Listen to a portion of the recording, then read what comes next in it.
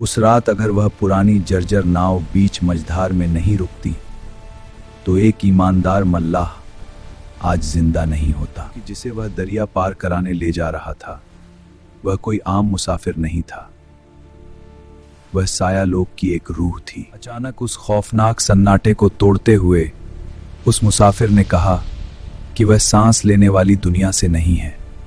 उसने खुद को एक रूहानी शहजादी बताया और कहा कि आज की रात उस मल्लाह की रूह का इम्तिहान होने वाला है और वह उसे कोई नुकसान पहुंचाने नहीं आई। चेतावनी दी कि आज इस काले पानी के बीच जो कुछ भी होने वाला है वह उस मल्लाह की तकदीर को हमेशा के लिए बदल देगा। उस खौफनाक टापू के खंडहरों में क्या हुआ, यह जानने के लिए इस दास्तां को पूरा महसूस करना प्यारे दोस्तों। आज की यह कहानी सिर्फ एक अनचाही मुलाकात की नहीं है, बल्कि यह कहानी है अटूट ईमान की।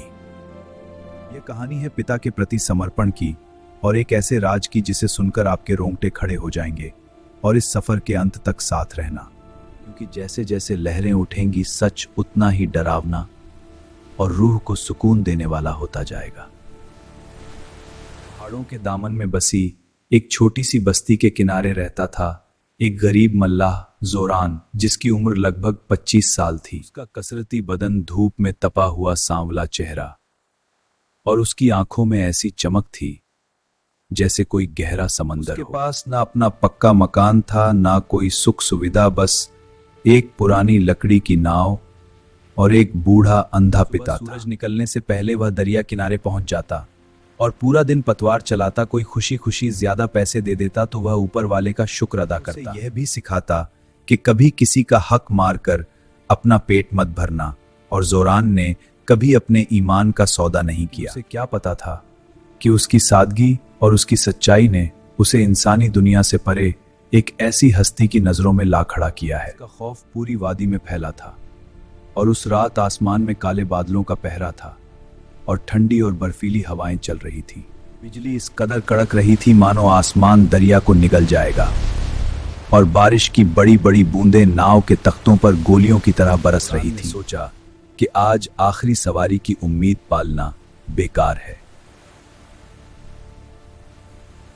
वह अपनी नाव को खूंटे से बांधकर घर लौटने ही वाला था कि अचानक उसे घाट के आखिरी पत्थर पर एक धुंधली सी आकृति खड़ी दिखाई दी। एक युवती थी जिसने रेशमी काली ओढ़नी ओढ़ रखी थी और उसके चेहरे पर एक अजीब सा नूर था, जैसे अंधेरे में कोई चिराग जल रहा हो। की बात यह थी कि चारों तरफ सैलाब जैसी बारिश हो रही थी, लेकिन उस युवती का एक भी बाल भीगा हुआ नहीं था। सूखी खड़ी थी और जोरान ने नाव रोक ली और हैरानी से उससे पूछा कि इतनी रात को वह यहाँ क्या कर रही है और उसे कहाँ जाना है। उस युवती ने धीरे से अपना चेहरा उठाया और उसकी आंखें इतनी गहरी और नीली थीं कि उनमें पूरी कायनात समा जाए। धीमी लेकिन गूंजती हुई आवाज में कहा कि उसे उस पार वीरान खंडहरों वाले टापू पर जाना है। कि वहाँ भटकती रूहों का बसेरा है और जो वहाँ गया वो कभी लौट कर नहीं आया।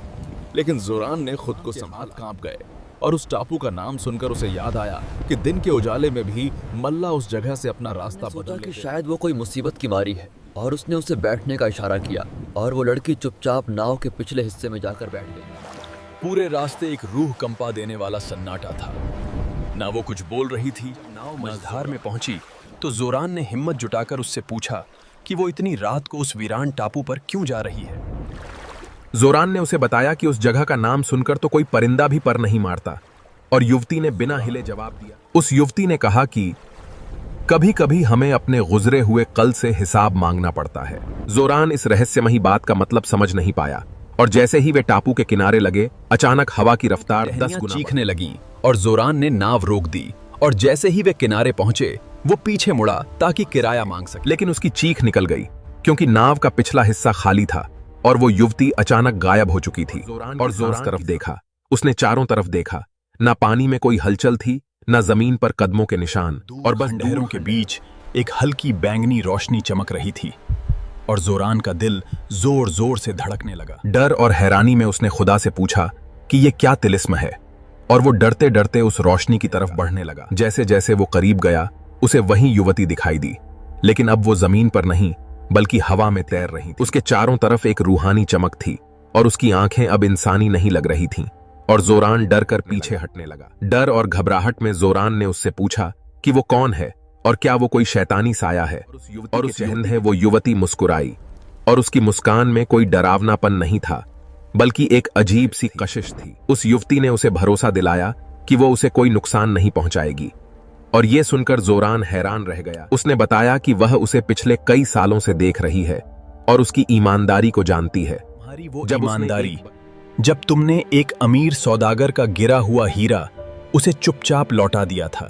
तुम्हारी वो रातें जब तुम अपने अंधे बाप के लिए खुद भूखे रहें और तुम्हारी रूह का नूर मेरी दुनिया तक पहुंचता है। यह सुनकर जोरान के पैरों तले जमीन खिसक गई और वो हैरान होकर सोचने लगा कि उसकी दुनिया से उसका क्या मतलब है। उसने धीरे से बताया कि वो एक रूहानी शहजादी है और साया लोक की वारिस है। बिजली कड़की और जोरान को लगा जैसे उसका कलेजा फट जाएगा और वो डर के मारे वहां से भागना चाहता था, लेकिन उसके कदम जैसे पत्थर के हो गए थे और डर के मारे उसने कांपती आवाज में उससे पूछा कि वो उससे क्या चाहती है। शहजादी ने उसकी आंखों में देखा और कहा कि वो अलग है और उसने कभी लालच नहीं किया। उसने कहा कि जोरान की सादगी ने उसे अपना मुरीद बना लिया है और वो उसकी सच्चाई की मोहब्बत में पड़ चुकी है। जोरान सन्न रह गया और उसे लगा जैसे ये सब कोई भयानक सपना है और उसे यकीन नहीं हो रहा था और वो कह रहा था कि ये नामुमकिन है कि वो एक रूह है और वो मिट्टी का पुतला है। शहजादी की आंखों में उदासी की एक लहर दौड़ गई और उसने कहा कि उसे ये पता है, लेकिन दिल तो सबके पास होता है। उसने कहा कि चाहे वो रूह हो या इंसान, लेकिन जोरान को संभल जाना चाहिए क्योंकि उसके वालिद साया लोक के सुल्तान। उसने उसे चेतावनी दी कि उनके इस मुलाकात की खबर उसके वालिद को लग चुकी है और अगर वो अभी नहीं भागा तो उसकी जान खतरे में पड़ जाएगी। जोरान के शरीर में सहरन दौड़ गई और वो समझ नहीं पाया कि इसका क्या मतलब है, और उसने धीरे से बताया।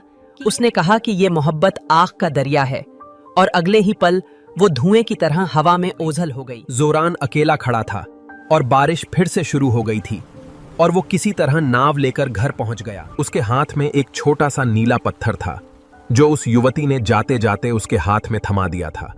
वो अपने छोटे से कमरे में गया और उसका अंधा पिता खांस रहा था, लेकिन जोरान ने उसे कुछ नहीं बताया। लेकिन उसका मन अशांत था और जैसे ही उसने वो पत्थर अपनी जेब से निकाला, पूरा कमरा एक अलौकिक रोशनी से भर गया। अचानक कमरे के कोने में वही शहजादी खड़ी थी और जोरान घबराकर उससे पूछने लगा कि वो यहाँ क्यों आई है। शहजादी ने कहा कि क्योंकि अब जोरान इस पत्थर से बंध चुका है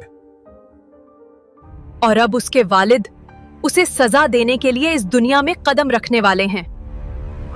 तभी खिड़कियां अपने आप खुलने लगीं और दीवारें कांपने लगीं और एक भारी गरजती हुई आवाज गूंजने लगी और एक गरजती हुई आवाज आई कि ए मिट्टी के इंसान बाहर आ।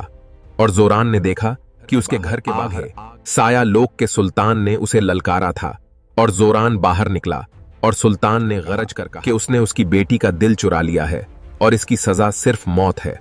और जोरान ने सीना तान कर जवाब दिया। जोरान ने कहा कि उसने दिल नहीं चुराया बल्कि उसने खुद को दिया है और अगर सच्चाई से प्यार करना गुनाह है तो उसे सजा मंजूर है। सुल्तान की आंखों में गुस्सा दहक उठा और उसने कहा कि अब आजमाइश के लिए तैयार हो जाओ। सुल्तान ने कहा कि अगर वो इस दहकते हुए पानी को पार कर गया तो वो उसकी जान बख्श देगा, वरना उसकी रूह हमेशा के लिए उसकी गुलाम हो जाएगी। और जोरान ने आसमान की तरफ देखा। जोरान ने अपने पिता का चेहरा याद किया और उस रूहानी मोहब्बत को भी। उसने अपनी आंखें बंद की और उस खौलते हुए दरिया में कदम रख दिया। लेकिन ताज्जुब यह हुआ कि उसे आग नहीं बल्कि ठंडी मखमली छुअन महसूस हुई और सुल्तान हक्का बक्का रह गए। उसने अपनी बेटी जोहरा की तरफ देखा जो आंखों में आंसू लिए मुस्कुरा रही थी और सुल्तान की आवाज, जिस इंसान की नीयत इतनी साफ हो कि आग भी पानी बन जाए, वो सजा का हकदार नहीं हो सकता। सुल्तान ने एक आखिरी फैसला सुनाया कि तुम अपनी दुनिया में रहोगे और उसकी बेटी अपनी, लेकिन हर पूर्णमासी की रात जब दुनिया सो रही होगी तुम इस टापू पर मिल सकोगे। ये मेरी तरफ से तुम्हारी सच्चाई का इनाम है। और जोरान की आंखों से खुशी के आंसू गिर पड़े। सुबह की अजान की आवाज आई और सब कुछ सामान्य हो गया और जोरान अब अकेला नहीं था। उसकी नाव में अब बरकत रहने लगी और लोग कहते थे कि उस मल्लाह के हाथ में जादू है, लेकिन किसी को नहीं पता था कि हर महीने की वो एक रात जोरान के लिए क्या मायने रखती थी। ये कहानी हमें सिखाती है कि जब इंसान का सब्र और उसकी सच्चाई पहाड़ जैसी मजबूत हो तो कुदरत और रूहानी ताकतें भी उसके सामने सर झुका देती हैं। और सच्ची मोहब्बत कभी छीनने का नाम नहीं, बल्कि एक दूसरे के वजूद का सम्मान करने का नाम है। और अगर आपको ये कहानी पसंद आई, जोरान और वो रूहानी शहजादी अब एक शांत और सुकून भरे पल में साथ खड़े थे।